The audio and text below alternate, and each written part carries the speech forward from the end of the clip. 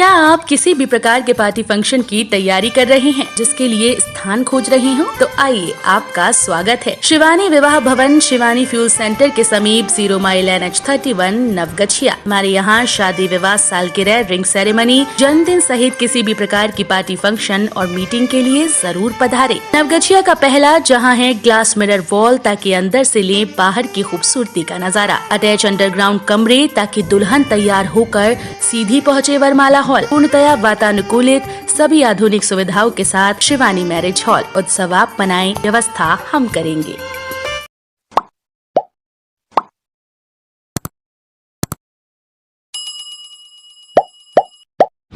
Bhagalpur bomb blast में मृतक व घायल के परिजनों से मिलने पहुंचे लोजपा के राष्ट्रीय अध्यक्ष चिराग पासवान। भागलपुर बम धमाका बनता जा रहा सियासी खेल का अखाड़ा। चिराग पासवान ने नीतीश कुमार को जमकर कोसा। भागलपुर के ततारपुर काजबलीचक में हुए हृदय विदारक बम विस्फोट की घटना के 9 दिन बीत चुके हैं। आज पटना से खगड़िया होते हुए लोजपा के राष्ट्रीय अध्यक्ष चिराग पासवान भागलपुर पहुंचे। बम धमाके में मृतक और घायल के परिजनों से मिलकर चिराग पासवान ने जल्द से जल्द उचित मुआवजा दिलाने की बात कही। उन्होंने भरोसा दिलाया कि सरकार जल्द ही हर प्रकार से सहायता करेगी। मीडिया से बात करते हुए लोक जनशक्ति पार्टी के राष्ट्रीय चिराग पासवान ने कहा कि इतनी बड़ी घटना हो गई और अभी तक मुख्यमंत्री एक बार भी परिजनों से मिलने नहीं आए। ये काफी निंदनीय विषय है। वहीं प्रशासन की भी लापरवाही को लगाते हुए कहा कि जो भी प्रशासनिक अधिकारी इसमें संलिप्त पाए जाएंगे, उन्हें भी दोषी करार देते हुए कड़ी से कड़ी सजा दी जाए। साथ ही उन्होंने कहा कि जब तक सरकारी तौर पर उनके लिए कोई सुविधा नहीं दी जाती, तब तक लोक जनशक्ति पार्टी के कार्यकर्ताओं के द्वारा उनके खाने की व्यवस्था की जाएगी। वहीं मीडिया से बात करते हुए उन्होंने कहा कि मुख्यमंत्री नीतीश कुमार को सभी पीड़ित परिवार को 25 लाख रुपए करके देना चाहिए। इसके लिए मुख्यमंत्री से बात रखूंगा। इसी दौरान लोक जनशक्ति पार्टी के दर्जनों कार्यकर्ता भी मौजूद थे। जैसे ही ततारपुर के काजबलीचक चिराग पासवान का काफिला पहुंचा, लोगों की भीड़ उमड़ पड़ी। मृतक व घायल के परिजनों ने अपना दुखड़ा सुनाया। कहा, हमारी आशियाना और रोटी की व्यवस्था की जाए। वहीं लोजपा के राष्ट्रीय अध्यक्ष चिराग पासवान ने जल्द से जल्द सुविधा पहुंचाने की बात कही। साथ ही साथ उचित मुआवजा दिलाने की भी बात कही। वहीं चिराग पासवान के साथ अमर कुशवाहा, मृणाल शेखर, राजेश वर्मा के अलावा दर्जनों कार्यकर्ता शामिल थे। इतना तो सरकार कर सकती है। कल मैं लिखित रूप में भी मुख्यमंत्री नीतीश कुमार जी से, जिला प्रशासन से आग्रह करूंगा कि इंसानियत के नाते भाई हर चीज में नियम कायदे कानून नहीं देखे जाते हैं। कई चीजें हैं जो नियम कायदे कानून से उठकर आपको देखने की जरूरत है। बच्चियां रो रही हैं, जवान लड़कियां हैं यहाँ पर। कल को भगवान ना करे उनके साथ कोई और घटना घट जाए, उनके साथ कुछ और हो जाए तो कौन जिम्मेदारी लेगा?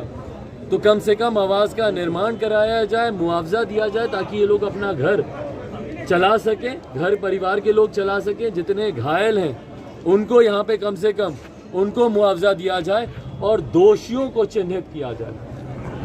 भाई आप सोच लेंगे कि एक थाना प्रभारी पर आपने कार्रवाई कर ली तो आपने बहुत बड़ा किले फतेह कर लिया। नहीं, जब तक बड़े अधिकारियों को आप चिन्हित नहीं करेंगे, जिनके संरक्षण में यहाँ पे भाई संभव नहीं है, मैं दावे के साथ कहता हूँ, आप चाहेंगे मैं आपको लिख के दे दूंगा, संभव नहीं है कि बड़े अधिकारियों को पता नहीं हो कि यहाँ पे इस तरीके की कार्रवाई चल रही है। 2002 में जब घटना घटी उससे क्या आपने सीख ली? उसके बाद क्यों नहीं सुनिश्चित किया कि यहाँ पे इस तरीके का कोई धंधा ना चले, इस तरीके का कोई कार्य यहाँ पे नहीं हो, पटाखे बनाने का या जो भी भैया बम बारूद भगवान जाने क्या चल रहा था। चार्जशीट फाइल करें और उस चार्जशीट में नाम जाना चाहिए उन लापरवाह अधिकारियों का भी, जिनके संरक्षण में जो भ्रष्टाचार, जो घूस का पैसा हर महीने यहाँ से लेते होंगे। यहाँ तुम करो, हम देखेंगे, तुम्हारे यहाँ कोई छापा नहीं पड़े। तो ऐसे लोगों पर भी कार्रवाई होनी चाहिए। लिखित रूप में भी मैं मुख्यमंत्री जी से मैं ये आग्रह करूंगा और उम्मीद करता हूं, पर तब तक ये विश्वास दिलाता हूं कि शांति से मैं भी नहीं बैठूंगा इस उम्मीद में कि भैया सरकार कुछ करे। मेरी अपनी सीमाएं हैं, पर अपनी सीमाओं में रहते हुए जितने मेरे यहाँ पे साथी अधिकारी हैं, जितने मेरे पार्टी के पदाधिकारी हैं, जितने मेरे पार्टी के कार्यकर्ता हैं, सबसे मैं आग्रह करूंगा, मृणाल शेखर है, अमर कुशवाहा। बम धमाके में मृतक और घायल से मिलने पहुंचे भारत सरकार के राज्य मंत्री अश्विनी चौबे। भागलपुर काजवलीचक धमाके के 90 दिन गाड़ियों के काफिले के बीच भागलपुर निवासी और केंद्रीय राज्य पर्यावरण मंत्री अश्विनी चौबे घटनास्थल पर पहुंचकर मुआयना किया। इसके बाद पीड़ित परिजनों से मुलाकात की, उन्हें न्याय और मुआवजा दिलाए जाने का आश्वासन दिया। किसी भी पीड़ित परिवार को अब तक किसी तरह का मुआवजा नहीं मिला है। परिजनों ने अश्विनी चौबे को सारी जानकारी दी। अश्विनी चौबे ने कहा कि मुझे घटना की जानकारी मिली थी, उसके बाद से हम परिजनों से लगातार संपर्क में हैं। घटना में कई लोग निर्दोष मारे गए, उनके मुआवजे के लिए हम मुख्य सचिव व मुख्यमंत्री से मिलेंगे। अपराध की घटना हुई है, जांच होनी चाहिए। बगल के लोग निर्दोष हैं, उनको अपराध में टैग करना अनुचित होगा। वहीं घटनास्थल पर देर से पहुंचने के सवाल पर उन्होंने कहा कि मैं संपर्क में था मेरे संगठन के लोगों से। मैं उस समय यूपी चुनाव में था, इसलिए नहीं आ सका। चुनाव खत्म हुआ तो मैं यहाँ आया हूँ। बता दें कि 3 फरवरी की रात काजवलीचक में जोरदार धमाका हुआ था, जिसमें 15 लोगों की मौत हो गई थी। मामले में कई बेकसूरों की जान गई। उनके परिजन से कई मंत्री, नेता और विधायक मिलने पहुंचे, लेकिन किसी ने भी किसी तरह की सहायता नहीं की। घटना छानबीन हो रही है, उसमें केंद्र से लेकर के स्टेट की टीम, पुलिस की, आईबी की सारी टीम काम कर रही है और उसमें मेरी जिलाधिकारी जी से भी बात हुई है, तो उसमें टीम छानबीन कर रही है। अब सबसे बड़ी बात यह है कि जो परिवार निर्दोष है, जिसका कोई लेना देना उस घटना से नहीं था, दुर्भाग्य था कि बम के विस्फोट के कारण उनके मकान में हादसा हुई, मकान भी गिर गया और आहत भी हुए, कई लोग उसमें मर गए। जो गणेश बाबू एक मरे हैं, एक बुढ़िया वहाँ आकर के सोती थी वो मरी है, हाँ, एक आयशा जो वहाँ बगल में मकान है वो बच्ची जाके इलाज में मरी। वो जो ओम प्रकाश शाह जी के राजकुमार और राहुल भतीजा, ये 2 लोग जो मरे, मतलब ये जो 5 जो बाप बेटे मरे हैं, ऐसे सारे के सारे निर्दोष परिवार, ये लोग जो हैं, अभी जहाँ घटनास्थल हुआ मैं उसके बारे में बात नहीं कर रहा, इसलिए कि वो जांच का विषय पूरा है, जांच के बाद ही कोई निष्कर्ष पर पहुंच सकते हैं। सर, मुआवजा नहीं मिला है पीड़ितों को। सर, स्थानीय जनप्रतिनिधि और समाज सेवी से मदद। जिला प्रशासन की अनदेखी के कारण दिव्यांगों की सैकड़ों ट्राईसाइकिल सड़ने की कगार पर। भागलपुर केंद्र सरकार और बिहार सरकार के द्वारा दिव्यांगों को कई तरह की सुविधा देने के लिए कई योजनाएं चलाई जा रही हैं, जिसमें से एक दिव्यांगों को ट्राईसाइकिल देने की भी योजना है। लेकिन जिला प्रशासन की अनदेखी के कारण 100 से अधिक ट्राईसाइकिल सड़ने की कगार पर हैं। आपको जो हम नजारा दिखाने जा रहे हैं, भागलपुर के भीकनपुर स्थित ब्लाइंड स्कूल का है, जहां खुले आकाश के नीचे ट्राईसाइकिल छोड़ दी गई है, जिनमें से कई सड़ भी चुके हैं और कई सड़ने की कगार पर हैं। वहीं अगर ये साइकिल दिव्यांगों को दी जाती तो उन्हें राहत मिलती। सरकार दिव्यांगों को सहूलियत पहुंचाने के लिए ट्राईसाइकिल वितरित करती है, लेकिन जिला प्रशासन के इस रवैये को देखकर समझा जा सकता है कि भागलपुर जिला प्रशासन इसको लेकर कितना सजग है। होली व शबे बारात त्योहार को लेकर डीआरडीए सभागार में हुई शांति समिति की अहम बैठक। शांति व सौहार्द को कायम रखने के लिए होली व शबे बारात को लेकर शांति समिति की एक बैठक रखी गई, जिसमें सर्वसम्मति से निर्णय लिया गया कि ये पर्व एकता, अखंडता और भाईचारे के प्रतीक हैं। इसमें हिंदू मुस्लिम सभी भाइयों को एकजुट होकर त्योहार मनाना चाहिए। बताते चले कि होली और शबे बारात एक ही दिन है। एसडीओ धनंजय कुमार ने बताया कि शांति और सौहार्द में खलल डालने वालों को बख्शा नहीं जाएगा। प्रशासन पूरी तरह से चुस्त व मुस्तैद रहेगी। इस बैठक में डीएसपी प्रकाश कुमार, एसपी स्वर्ण प्रभात, एसडीओ धनंजय कुमार के अलावा दर्जनों शांति समिति के कार्यकर्ता व पदाधिकारी शामिल थे। कंप्यूटर कोचिंग सेंटर से प्यार शुरू हुआ, प्रेमी जोड़ा शादी की नियत से हुआ घर से फरार, पुलिस ने लिया अपनी गिरफ्त में। भागलपुर के तातारपुर थाना क्षेत्र में विवाह की नियत से फरार हो रहे 2 प्रेमी जोड़ों को पुलिस ने अपनी गिरफ्त में ले लिया। पुलिस की गिरफ्त में आए प्रेमी जोड़े में सबौर थाना क्षेत्र के खान कित्ता गांव निवासी वीरेंद्र कुमार के 22 वर्षीय पुत्र शुभम कुमार हैं। वहीं लड़की 0 माइल थाना क्षेत्र के फतेहपुर गांव निवासी मोहम्मद अकरम की 20 वर्षीय पुत्री नन्ही खातून बताई जा रही है। वही मामले को लेकर दोनों प्रेमी जोड़ों का कहना है कि दोनों का प्रेम प्रसंग विगत 2 वर्षों से एक स्थानीय कंप्यूटर कोचिंग में शुरू हुआ, जिसके बाद दोनों ने एक दूसरे के साथ विवाह करने का निर्णय लिया। शुभम की माने तो दोनों अलग अलग समुदाय से ताल्लुकात रखते हैं, जिसको लेकर उनके माता पिता की इस विवाह को लेकर रजामंदी नहीं। शुभम का यह भी कहना है कि वे दोनों इससे पूर्व में भी घर से फरार हुए थे और जमशेदपुर के किसी मंदिर में विवाह रचाया था, जिसके लड़की के परिजनों ने उसे जबरदस्ती अपने पति शुभम से दूर कर दिया। शुभम की माने तो उसकी पत्नी नन्ही खातून 3 महीने की गर्भवती थी, जिसका गर्भपात परिजनों ने करा दिया।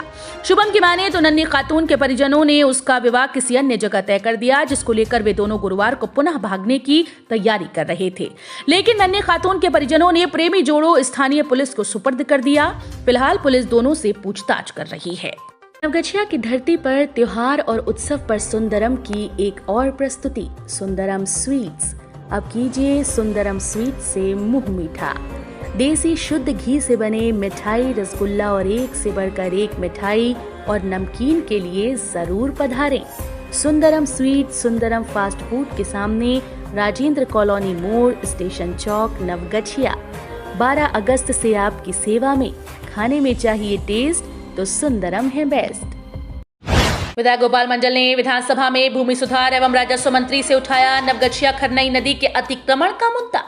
विधायक नरेंद्र कुमार नीरज उर्फ गोपाल मंडल ने विधानसभा में भूमि सुधार और राजस्व मंत्री से नवगछिया के खरनई नदी के अतिक्रमण का मुद्दा उठाया। बताया गया कि 21 जून को नवगछिया बाजार के पास खरनई नदी के नापी का प्रतिवेदन अनुमंडल पदाधिकारी को सौंपा है, जिसमें नदी की जमीन का अतिक्रमण करने का उल्लेख किया गया। अनुमंडल पदाधिकारी नवगछिया सीओ को अतिक्रमणवाद चलाकर खरनई नदी के अतिक्रमित जमीन को मुक्त करवाने का निर्देश दिया, जिसका अनुपालन आज तक सीओ ने नहीं किया। सरकार उस जमीन को कब तक अतिक्रमण मुक्त करवाने का विचार रखती है।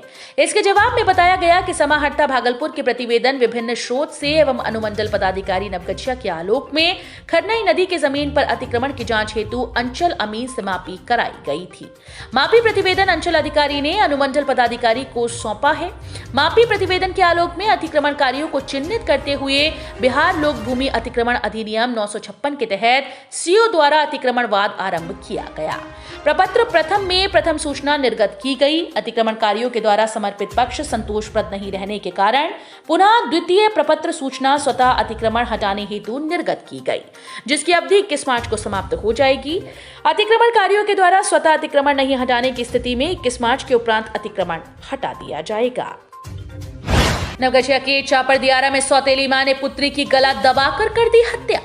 रंगरा चौक प्रखंड के चापर दियारा में सौतेली मां ने पुत्री की गला दबाकर हत्या कर दी। मृतका चापर दियारा निवासी अरुण मंडल की पुत्री मनीषा कुमारी है। इस संबंध में मृतका की बड़ी बहन विशाखा देवी ने बताया कि अरुण मंडल ने 2 शादी की। पहली पत्नी से 3 लड़कियां हैं। 2 बड़ी लड़की की शादी हो चुकी है। मनीषा सबसे छोटी पुत्री है। पिता अरुण मंडल गोरखपुर में रेलवे के पुल विभाग में काम करते हैं, वहीं रहते हैं। मनीषा अपनी दादी व सौतेली मां सोमा देवी के साथ चापर दियारा में रहती थी। मनीषा मोबाइल पर बात कर रही थी। सौतेली मां ने इसको लेकर डांट डपट की। इसको लेकर विवाद काफी बढ़ गया। सौतेली मां सोमी देवी ने मनीषा की गला दबाकर हत्या कर दी।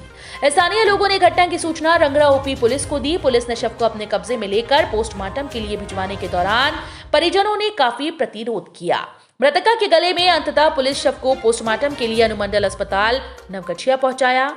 पुलिस ने शव का पोस्टमार्टम करवाकर अंतिम संस्कार के लिए परिजनों को सौंप दिया। पुलिस सोमा देवी को हिरासत में लेकर पूछताछ कर रही है। मृतका की बड़ी बहन विशाखा देवी के बयान पर रंगरा ओपी में प्राथमिकी दर्ज की गई, जिसमें सौतेली मां को नामजद आरोपित बनाया गया। इस संबंध में रंगरा ओपी के प्रभारी चंद्रवीर यादव ने बताया कि पुलिस की पूछताछ की समझ सौतेली मां ने हत्या की बात को स्वीकार किया। पुलिस को बताया कि मनीषा को गिराकर उसकी गला दबाकर हत्या कर दी है। कार्यरत हैं, गोरखपुर में कार्यरत हैं। और ये लड़की जो है मनीषा कुमारी, ये अरुण मंडल जो है, अरुण मंडल 2 शादी किए थे। पहली शादी से इनको 3 लड़की थी जिसमें 2 बड़ी लड़की का शादी हो चुका है। वो अपने ससुराल में रहती है, जिसमें बड़ी लड़की विशाखा देवी, पति सुबोध मंडल, एक चारी दियारा। दूसरी लड़की आरती देवी का भी शादी हो चुका है। इनके पति रुपेश कुमार मंडल, साकिन अभिया बाजार, थाना गोपालपुर। और तीसरी बच्ची ये थी मनीषा कुमारी, जिसका उम्र 15 वर्ष है। ये 8 क्लास में पढ़ती थी। 8 क्लास पास कर गई है इस बार। 9 क्लास में इसका एडमिशन होना था, एडमिशन अभी नहीं हुआ है। और इनके घर पर ही टीचर आके पढ़ा रहे थे। 9 क्लास में ही पढ़ती थी। और इनकी ये अरुण मंडल दूसरा शादी कर लिए थे। इनकी पत्नी पहली जीवित थी, बाद में मरी है। दूसरा शादी कर चुके थे, तो उस पत्नी का नाम सुमा देवी है, दूसरी पत्नी का नाम। जो ये मनीषा कुमारी मृतिका है लड़की, इसकी सौतेली माँ हुई सुमा देवी। तो सुमा देवी को एक लड़का है 8 वर्ष, अंकुश नाम है उसका। दूसरी लड़की का नाम है रजनी। रजनी का उम्र 20 वर्ष होगा, इसकी शादी ये कर चुके हैं ये, और अंकुश अभी 8 साल का है।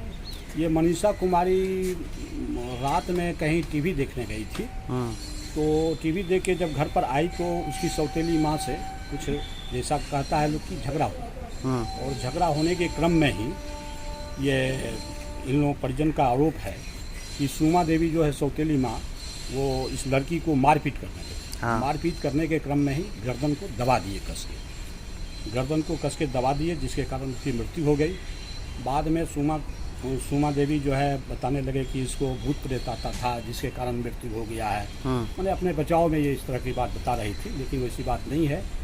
ये मृतिका जो है ये मनीषा कुमारी, इसके गर्दन पे अगले पोर्शन में दबाने का स्पष्ट निशान दिखाई पड़ रहा है, और लगता है कि गर्दन दबा के इसको मारा गया है। सर आपका पूरा परिचय? सर मेरा नाम मार्कंडे सिंह हुआ, पुलिस इंस्पेक्टर नवगछिया सर्किल में पदस्थापित है।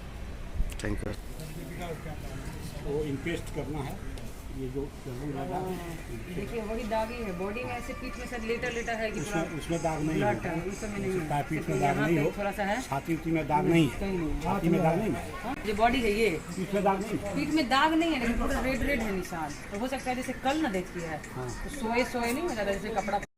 नवगछिया के मॉडल रेलवे स्टेशन पर विभिन्न ट्रेन में चलाया गया टिकट चेकिंग अभियान, वसूला गया जुर्माना। नवगछिया के मॉडल रेलवे स्टेशन पर शुक्रवार को विभिन्न ट्रेन में टिकट चेकिंग अभियान के तहत जुर्माना वसूला गया। इस मौके पर आरपीएफ, जीआरपी के पुलिस पदाधिकारी और पुलिस जवानों ने सहयोग किया। जानकारी के अनुसार नवगछिया रेलवे स्टेशन पर वे टिकट यात्रियों को लेकर के संयुक्त रूप से अभियान चलाकर चेकिंग कराई गई, जिसमें जीआरपी के द्वारा 13 यात्रियों को पकड़ा गया। इन लोगों से जुर्माना 3,705 रुपए, आरपीएफ द्वारा पकड़े गए वे टिकट यात्रियों में 30 लोगों को 15,000 रुपए की वसूली, टीटी द्वारा 123 लोगों से जुर्माना 68,000 रुपए वसूला गया। आरपीएफ इंस्पेक्टर मृणाल कुमार ने बताया कि इस विशेष चेकिंग अभियान में स्टेशन पर ही खगड़िया न्यायालय के रेल दंडाधिकारी के समक्ष प्रस्तुत कर जुर्माना लिया गया। उन्होंने बताया कि इस चेकिंग अभियान में 4 किन्नर, 2 अवैध भिंडर अलग अलग ट्रेन से महिला बोगी में सफर कर रहे हैं। 5 यात्रियों दिव्यांग बोगी से, 11 यात्री रेलवे लाइन पार करते हुए, 7 और पायदान पर यात्रा कर रहे एक यात्री से जुर्माना वसूला गया।